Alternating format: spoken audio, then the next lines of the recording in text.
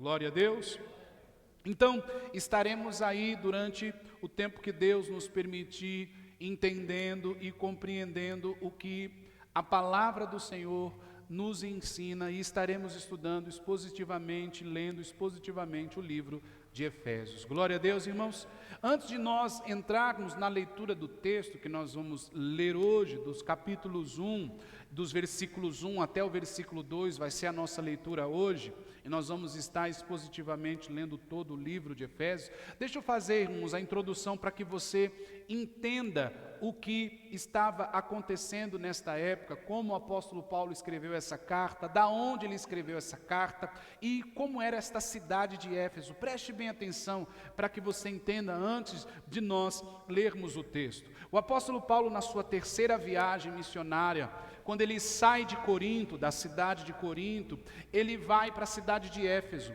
E chegando na cidade de Éfeso, ele fica 3 anos nessa cidade de Éfeso. Ele fica 3 anos lá pregando o evangelho. A cidade de Éfeso era uma cidade da Ásia Menor e tinha cerca de 300 mil habitantes, e ela estava num ponto estratégico, pois de Éfeso o apóstolo Paulo poderia percorrer as demais cidades ao seu redor, porque a cidade de Éfeso era um ponto estratégico, tinha um porto também de navios muito grande, enfim, era uma cidade estratégica. Éfeso era uma cidade de gregos. Uma cidade do que, irmãos?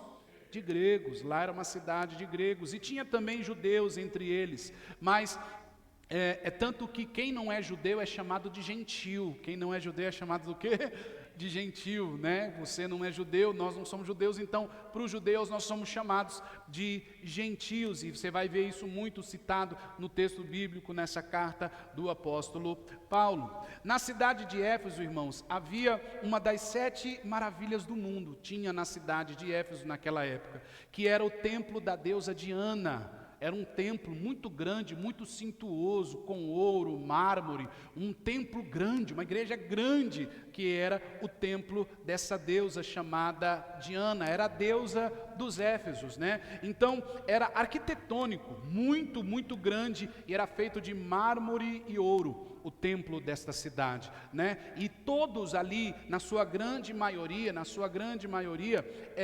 iam naquele templo, serviam essa deusa Diana, seguiam essa deusa Diana. Então, nós podemos buscar entendimento que esse templo era tão suntuoso, e o que girava em torno desse templo era tão grande que, ao ponto deles pegarem os utensílios desse templo em miniatura e fazer imagens de escultura, objetos de adoração. Por causa desse templo, eles pegavam e faziam de ouro ou de bronze, eles faziam miniatura, os artesãos pegavam aquilo e vendiam aquilo, porque a cidade também era muito idólatra. Então a grande maioria das pessoas eram devotos a essa deusa Diana. E também o pessoal da cidade de Éfeso também usava muito de feitiçaria, de ocultismo.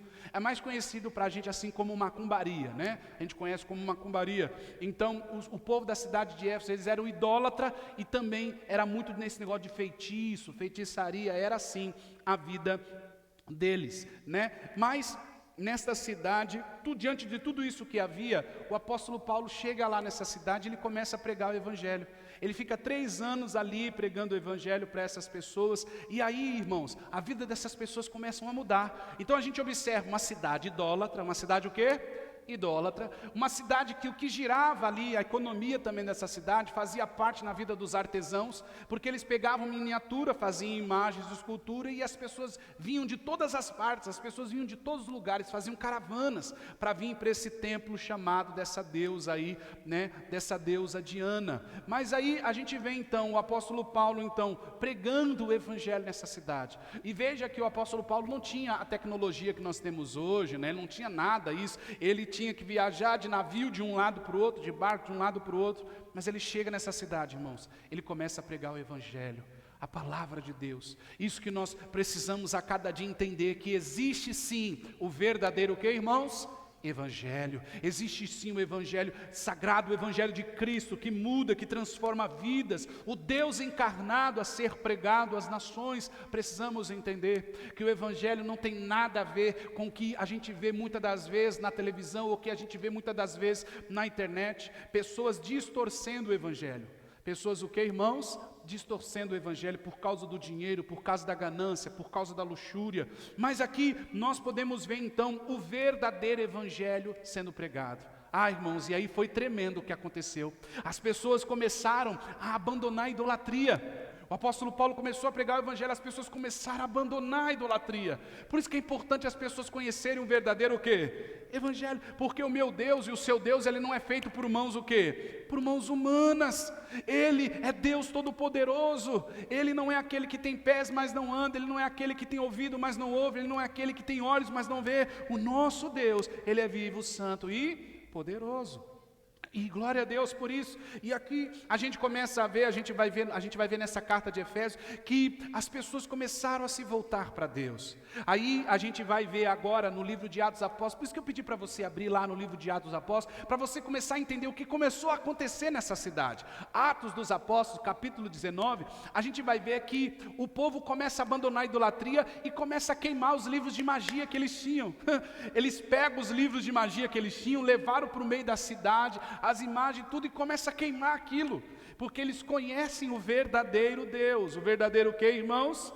E aí se a gente pode ver aí, no livro de Atos dos Apóstolos, capítulo 19, nos versículos 17 a 20, e depois nós vamos ler dos versículos 23 ao 28, vamos ver o que o povo, o que os feiticeiros, o pessoal da macumba fazia, lá, capítulo 19, no versículo então 17 ao 20, diz aí, quando isso se tornou conhecido, ou seja, quando o povo começou a ouvir o verdadeiro evangelho, de todos os judeus e gregos, haviam judeus e gregos nessa cidade, que viviam aonde, irmãos? Em Éfeso. Todos eles foram tomados de temor, e o nome do Senhor Jesus era o que, irmãos? Engrandecido. Muitos dos que creram vinham e confessavam e declaravam abertamente suas más obras, ou seja, eles declaravam quão pecadores eram, tudo que tinham feito. Por isso que o evangelho, irmãos, ele parte de um verdadeiro arrependimento, ele parte de um verdadeiro o quê? Então o povo começa a se arrepender dos seus pecados, das suas más obras. No versículo 19, olha aí o que aconteceu, grande número dos que tinham praticado o que, irmãos? Ocultismo, ou seja, feitiçaria, essas coisas, macumbaria. Grande número dos que tinham o que, irmãos?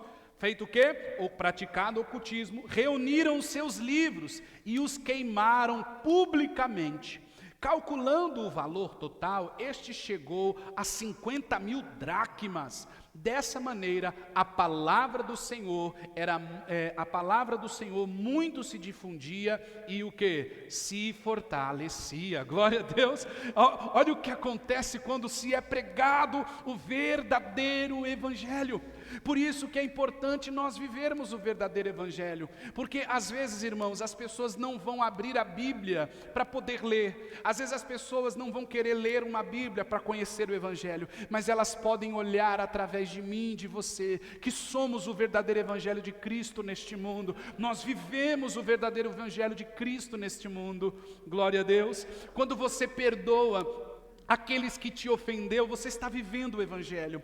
Quando você é capaz de amar, ou é capaz de dar um copo de água fria a quem muito te fez mal, você está vivendo o verdadeiro evangelho. Quando você tem coragem de dobrar o seu joelho no chão e orar por alguém que está te perseguindo, que quer o teu mal, você está vivendo o verdadeiro evangelho. Quando vem alguém falar mal para você de outro alguém, você chega e fala: fulano, olha, eu não quero ouvir, mas vamos orar por essa pessoa. Ao invés de a gente ficar espalhando mais isso, vamos orar por essa pessoa. Irmão, você está vivendo o verdadeiro o quê? Evangelho. Essa pessoa vai estar vendo: fulano, mas que atitude é essa? Aí você vai dizer: é atitude, é o que Jesus iria fazer, é o que Jesus me ensinou a fazer. É o verdadeiro o quê, irmãos? Evangelho. É o verdadeiro o quê, irmãos? Evangelho. E aí aqui a gente agora vai ver agora sobre a idolatria. Como eu estava falando para vocês, irmãos, prestem bem atenção. Esta cidade de Éfeso tinha um grande comércio com venda de imagens de escultura. Os artesãos ganhavam muito dinheiro com isso, era um comércio muito grande. Através disso, eles mantinham suas vidas, era um comércio muito grande. E todos nós bem sabemos que a idolatria é um comércio muito o quê? Muito grande. né? E a gente sabe, nós temos um país onde muito idólatra é o nosso país, né? A gente no nosso país a gente vê pessoas idolatrando desde imagem de escultura a políticos, a gente vê pessoas idolatrando artistas, a gente vê pessoas idolatrando políticos, jogadores de futebol, idolatria. E a idolatria gera isso nos corações. E aquele povo era idólatra. E aí a gente vê agora no capítulo 19, vamos lá, vamos ver a respeito da idolatria. Capítulo 19, dos versículos 23, ainda no capítulo 19 do livro de Atos aí, ó. Capítulo 19, agora o versículo 23. Vamos ler aí, no versículo 23. Dos versículos 23 ao versículo 28. Olha lá. Naquele tempo houve um grande tumulto por causa do caminho. O caminho é por causa do evangelho, amém, irmãos? A palavra de Deus estava sendo pregada. Um ourives chamado Demétrio, que fazia miniaturas de prata, da onde, irmãos? Do templo de Artemis, da deusa Diana, né? Que dava muito lucro aos artífices, reuniu-se com os outros trabalhadores dessa profissão e disse: Senhores, vocês sabem que temos uma boa fonte de lucro nesta atividade. E estão vendo e ouvindo como este indivíduo Paulo está o quê? Convencendo e desviando grande número de pessoas aqui em Éfeso. E quase toda a província da Ásia diz ele que deuses o quê? O que, irmãos? Feito por mãos humanas, não são o quê? Não são deuses. Não somente há perigo de nossa o quê? Profissão se perder, sua reputação, mas também do templo da grande deusa Artemis cair em descrédito e da própria deusa adorada em toda a província da Ásia e de todo mundo ser o quê, irmãos? Ser destruída de sua o quê? Destituída, de sua majestade. Versículo 28. Ao ouvirem isso, eles ficaram o quê, irmãos? Furiosos, e começaram a gritar: grande é a Artemis, deusa de quem? Dos Efésios. Então, irmãos, eles ficaram revoltados, porque o lucro deles havia sido perdido. Eles estavam perdendo seus lucros, entende? Porque o verdadeiro evangelho estava sendo o que, irmãos? Pregado. E aí eles falam, esse tal de Paulo aí, pregando essa palavra, agora o povo, observe bem aqui o pastor, por favor, agora o povo vai deixar de ser idólatra, agora o povo não vai mais comprar as nossas imagens de escultura, agora o povo não vai mais comprar o que a gente faz aqui, porque veja, eles já largaram os livros de magia, veja, eles não estão mais comprando as nossas imagens de escultura, então o nosso lucro o quê? Se acabou. E aí eles ficaram revoltados com quem? Com o apóstolo Paulo. Irmãos, e aqui a gente pode entender então, que depois de ficar 3 anos em Éfeso, o apóstolo Paulo, depois a gente vai ver que ele volta para Jerusalém, e lá ele é preso.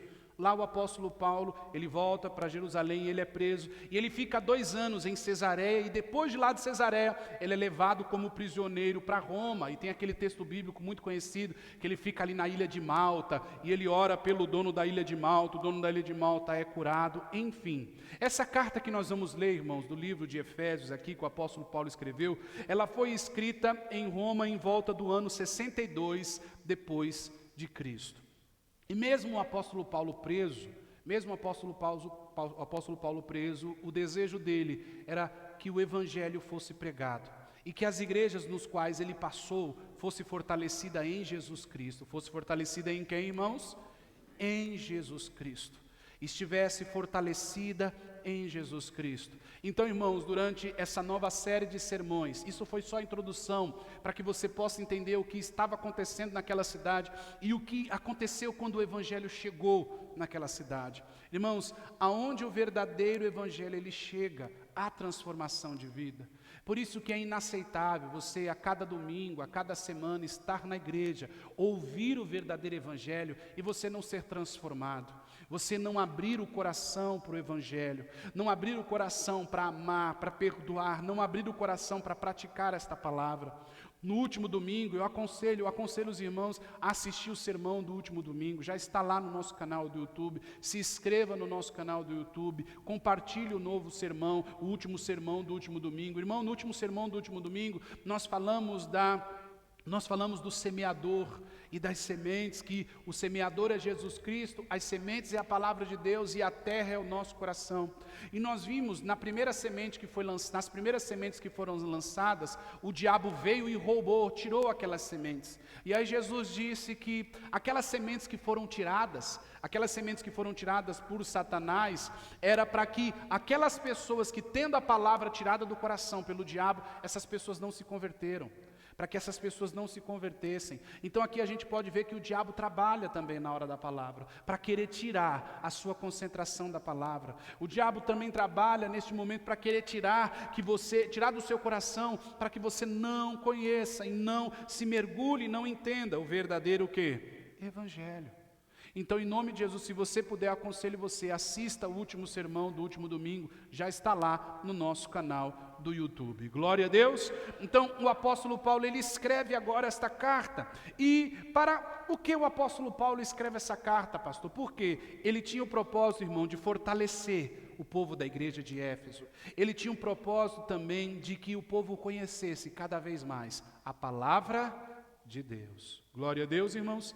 E os motivos da carta, eu quero falar alguns motivos da carta para você. Os motivos da carta era para que o povo entenda toda a bênção espiritual que temos em Cristo, para que o povo entenda, saiba orar por conhecimento, para que o povo entenda que somos ressuscitados com Cristo, para falar sobre a nova humanidade em Cristo, sobre o privilégio sem igual de pertencer a Cristo, sobre a confiança em Deus, sobre a unidade e a diversidade na igreja, sobre uma nova roupagem em Cristo Jesus, sobre sermos intensivos na prática da justiça, sobre sermos maridos e esposas, sobre filhos, sobre patrões e funcionários, sobre principados e potestades e sobre a armadura de Deus. Glória a Deus.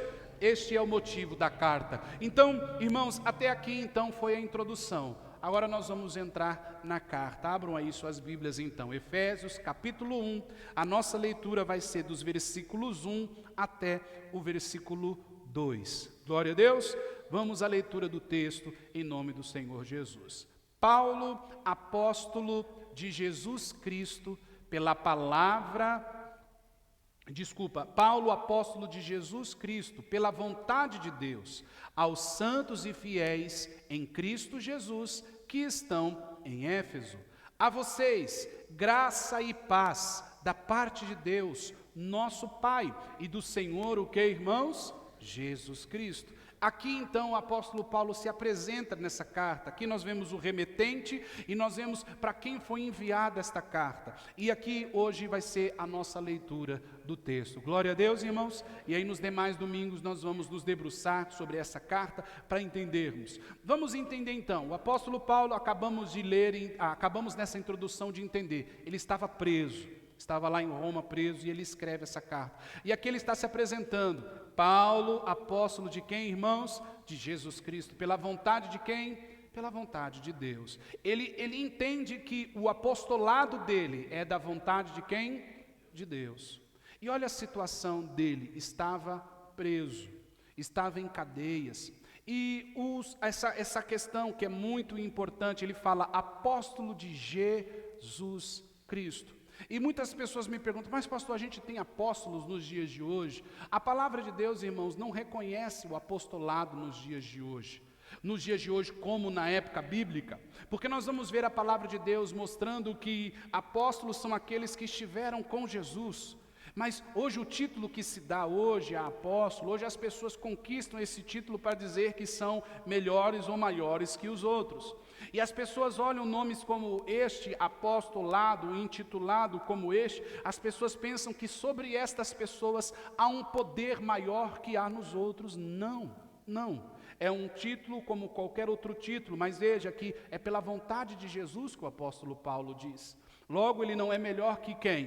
Que ninguém. Ele não é melhor que ninguém. Eu costumo dizer, às vezes as pessoas acham pesada esta palavra, apóstolo bom, como a Bíblia diz, são os apóstolos que já se passaram, aqueles que já morreram, porque hoje em dia o apostolado, em todo lugar, qualquer que seja neste mundo, ele é rodeado ou de luxúria, ou de dinheiro, ou de poder, ou de luxúria, ou de dinheiro, ou do quê?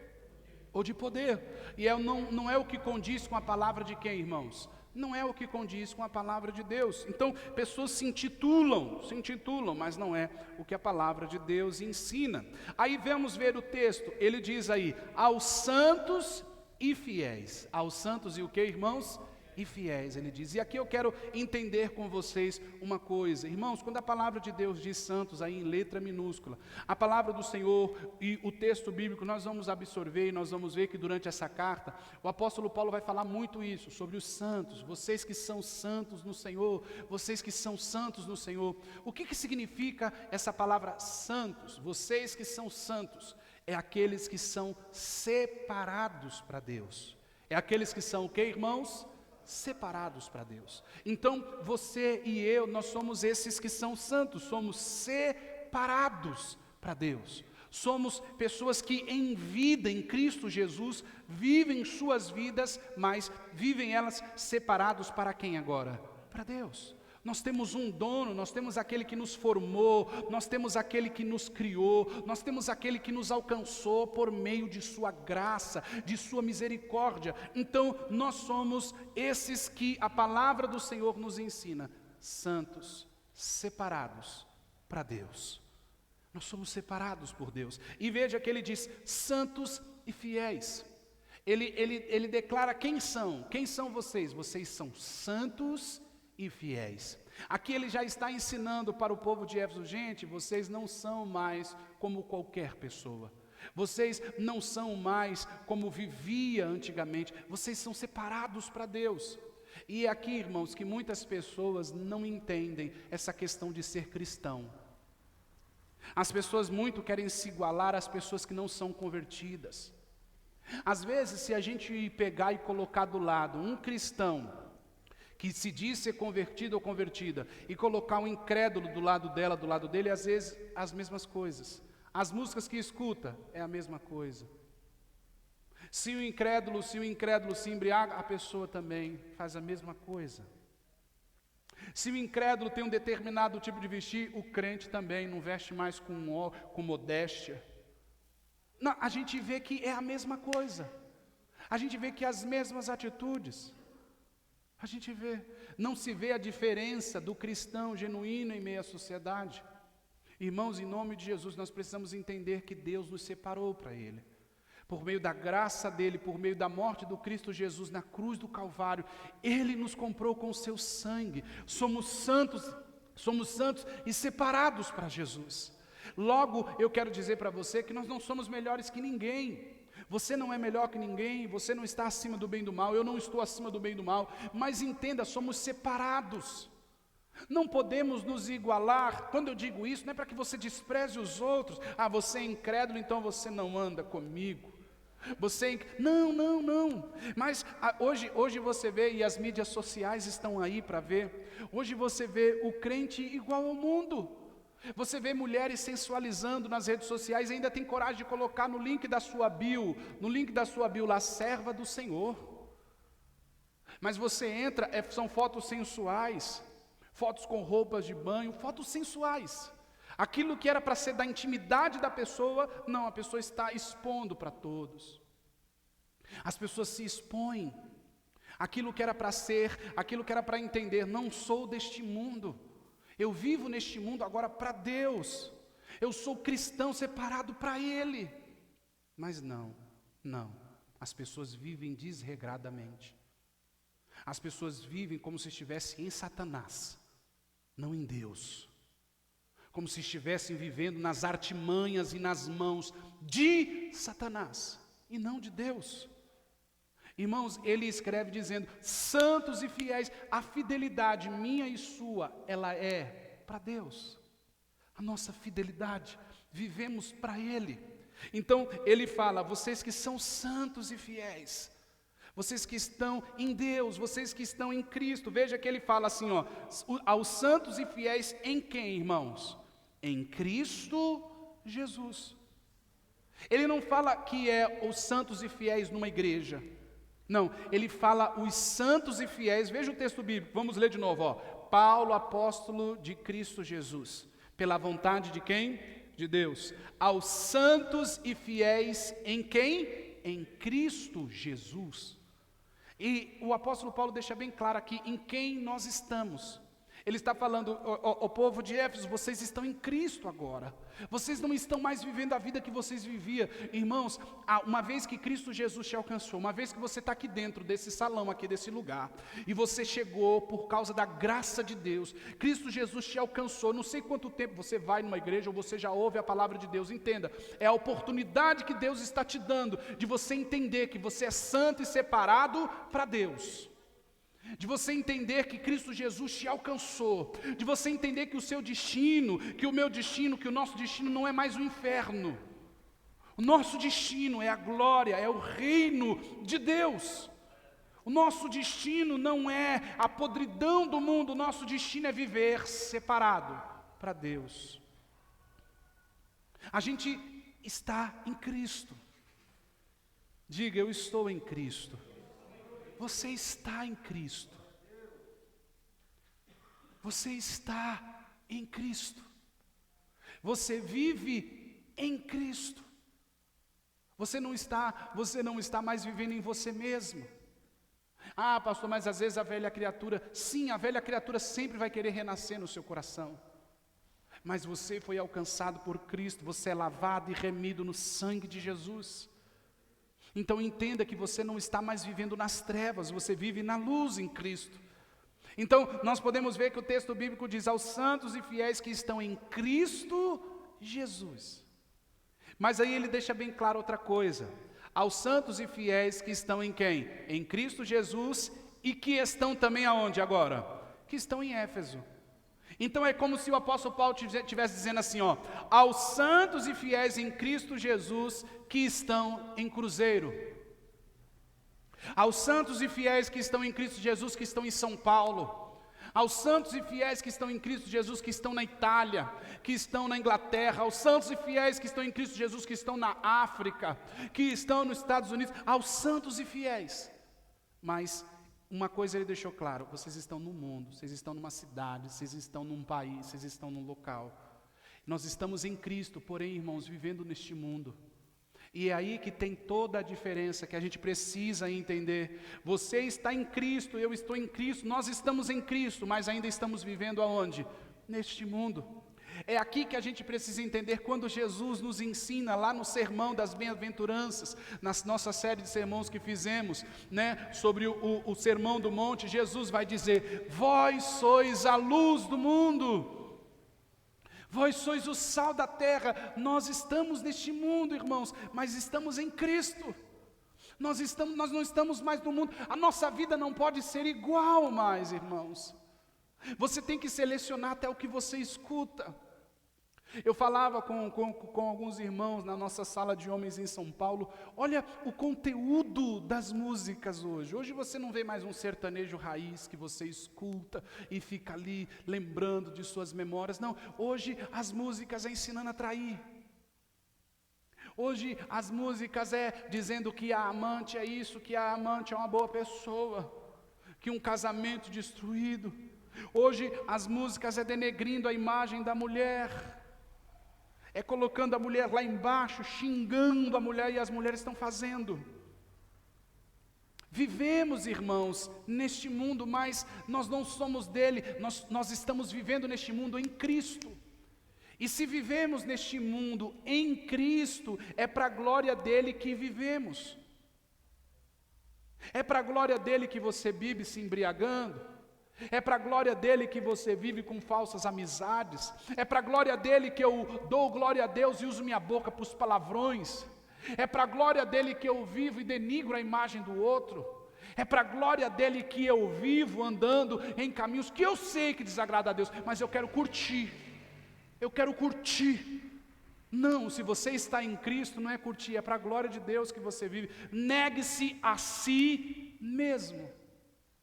Aquele que quer me seguir, tome a sua cruz e negue-se a si mesmo. Irmãos, às vezes diante de situações difíceis que enfrentamos, a sua resposta diante de alguém que te magoa, que te chateia, podia ser uma, mas você está em Cristo. Você está em Cristo. Uma pessoa do mundo gritaria, xingaria, partiria para cima. Você está em Cristo. Então em Cristo é prudência. Em Cristo é sabedoria para falar. Em Cristo é sabedoria para lidar. Em Cristo você não está mais como o mundo, você vive no mundo, mas você está em Cristo. É como, vou dar um exemplo para você, é como o mundo do mar. Se você for no mar fazer um mergulho, você não pode entrar no mar do jeito que você está aí. Tem que ter uma roupa específica, tem que ter equipamentos para que você possa respirar na onde? No fundo do mar. Você está no mar, mas por causa de você estar no mar, você precisa desses equipamentos para estar lá de baixo, para vivermos neste mundo. Jesus Cristo disse que nós só poderíamos viver por meio do Espírito Santo dele. É por isso que ele disse: eu vou para o Pai, mas rogarei ao Pai que vos envie o Espírito Santo, que estará para sempre convosco. Então o Espírito Santo está sobre você, está em você, e neste mundo é ele que nos guia a toda a verdade. É o Espírito Santo. Então, irmão, nós não somos do mundo, nós estamos nele, estamos aqui vivendo neste mundo, mas estamos em Cristo. Vivendo no mundo, estamos em quem? Então, para que você entenda, estamos em Cristo, vivendo aonde? No mundo. Vivendo no mundo. Você pode aproveitar as coisas que Deus criou, tudo que Deus criou, mas entenda que diante de tudo isso, vai ter coisas que você pode querer fazer porque você quer curtir, você quer mostrar para os outros que você está bem, mas você pode desagradar a Deus. Você não pode viver daquilo que você está vivendo, achando que está vivendo, mas está desagradando a quem, irmãos? A Deus. Então ele fala aos santos e fiéis que estão em quem? Em Cristo Jesus e em Éfeso. Irmãos, então entenda, nós estamos em Cristo Jesus, vivendo neste mundo. Nós somos separados por Deus. Você é separado por Deus. E aqui no versículo 2 ele diz, né? Graça e paz da parte de Deus, nosso Pai, e do Senhor o que, irmãos? Jesus Cristo. Às vezes a gente não repara as saudações, né? A gente passa, às vezes tem pessoas que lê a Bíblia, olha a genealogia, já pula a genealogia, as saudações, o princípio da carta. Veja que ele fala a graça e a paz. Por quê? Paz, shalom, dos judeus, né? E para os gentios, a graça, a misericórdia de Deus de formar um povo só. Deus pegou pessoas de Israel e Deus pegou pessoas do mundo todo para formar um povo para Ele. Então, por isso, a graça e a paz. Veja que quando nós saudamos os irmãos na igreja, a gente fala, né? Graça e paz, irmãos, porque agora nós somos unidos a Cristo, irmãos. É por meio da graça. Então, quando a gente cumprimenta o irmão, a gente está lembrando que nós só estamos diante de Deus, que nós só fomos resgatados, sarados e alcançados por Jesus, por causa da graça dEle, por causa do que Ele fez na cruz do Calvário, por causa do preço que foi pago pela minha vida e pela sua, pelo que Jesus fez na cruz. Jesus, a graça dEle, a graça é por meio da graça. E agora a gente vive o quê? Em paz. A gente vive por meio da graça e do quê? E da paz de Deus. Então ele deixa bem claro, graça e paz, da parte de quem? De Deus, nosso Pai. E de quem? E de Jesus Cristo. É assim que vivemos. Nós vivemos esse tempo de graça em Cristo. Essa graça redentora que me salvou e que te salvou. Irmãos, estávamos todos nós rumo ao inferno, mas por meio da graça de Cristo Jesus, de sido Deus encarnado, está entre nós, e por meio do sacrifício de Jesus na cruz, o seu sangue verteu para lavar o meu e o seu pecado. Hoje nós temos nova vida em Jesus, nós temos nova vida em Jesus, estamos em Jesus, vivemos neste mundo, mas estamos no Cristo, neste que pagou com a vida. Ouvia um pastor pregar e no seu sermão ele disse: qual é o preço da vida? A vida tem preço? Talvez você diga: a vida não tem preço. A vida tem preço, irmãos. A vida tem preço. E ela custou a vida de Jesus. Então, a vida do próprio Deus custou a sua vida. A sua vida custou, a minha vida custou, a nossa vida custou, a vida do próprio Deus. O próprio Deus encarnado, que se entregou, que como um cordeiro foi na cruz ali, morreu por nós. Jesus Cristo, ao preço da minha vida e da sua. Nós não merecíamos estar aqui. Estamos aqui por meio da graça dele. Por isso, graça e paz a cada um de nós, em Cristo Jesus.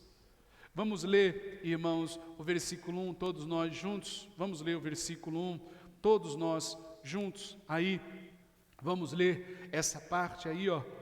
Paulo, apóstolo de Cristo Jesus, pela vontade aos santos e fiéis em Cristo Jesus, que estão em Éfeso.